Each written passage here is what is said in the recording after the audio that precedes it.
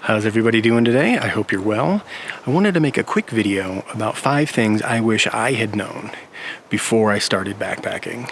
There are so many variables that go into making a successful backpacking trip, and a lot of them you kind of just learn as you go.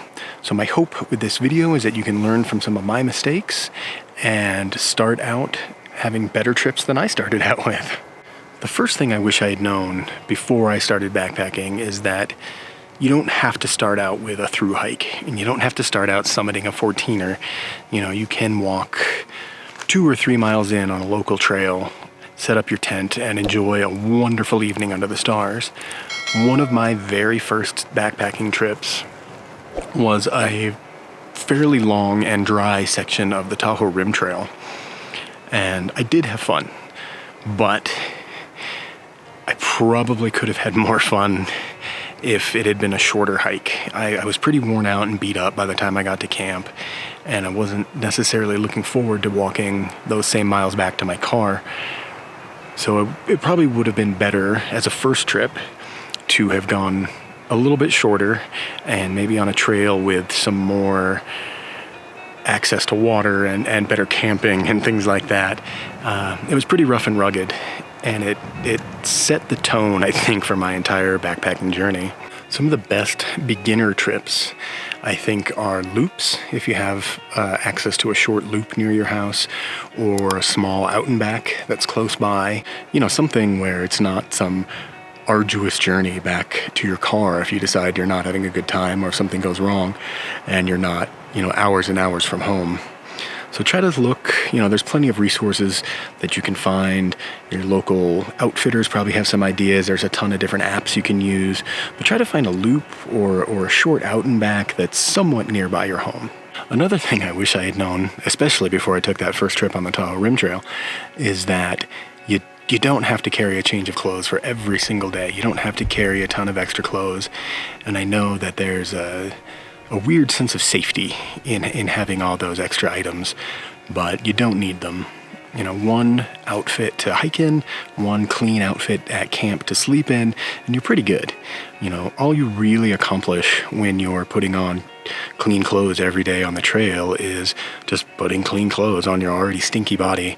It's not really doing what you're hoping it's going to do. Now, obviously, if you want to carry a ton of extra clothes, that is your prerogative and go for it, but you definitely don't need them. Something else I'd wish I'd known before I left, and this is a weird one because I didn't have the best, most expensive gear, and to a weird degree, I felt kind of self-conscious about that when I was on the trail. But you absolutely don't have to have the top of the line $700 Dyneema tent. You don't have to have the most expensive ultra lightweight backpack. You can get gear that's within your price range and it serves the same function. It might be a little heavier here and there, but you can still get out and have a great time. So you don't have to spend, thousands and thousands of dollars on gear for your first few trips. Something I wish I had done when I first started was borrowed gear. I had a ton of friends who backpacked. I absolutely had the ability to borrow things and see if I really liked it, but I chose to go out and buy my own stuff, and it worked out great. It worked out fine. I mean, I've replaced all of that by now, but you definitely don't have to go out and spend thousands and thousands of dollars on gear.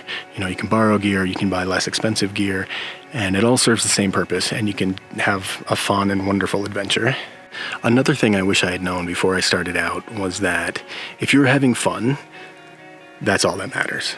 Your trip doesn't have to look like somebody else's trip. Your trip doesn't have to be huge miles like we already talked about. You can choose your own adventure, and as long as you're having a good time, it's totally worth it.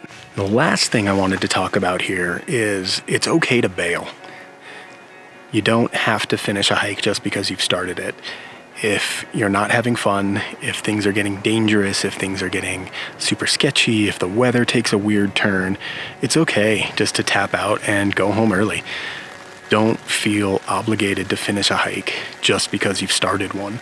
There's no shame in quitting early. I've done it multiple times. Well, those are 5 things I wish I had known before I started backpacking. I hope some of this was useful to you.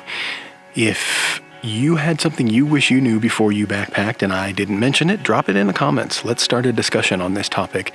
I feel like there are so many barriers for people getting out into the backcountry and trying backpacking. I'd really like to break some of those down and answer some of those questions for people who may be a little nervous. So if you have one of those questions, drop it in the comments and I'll do my best to answer. And we will talk again soon.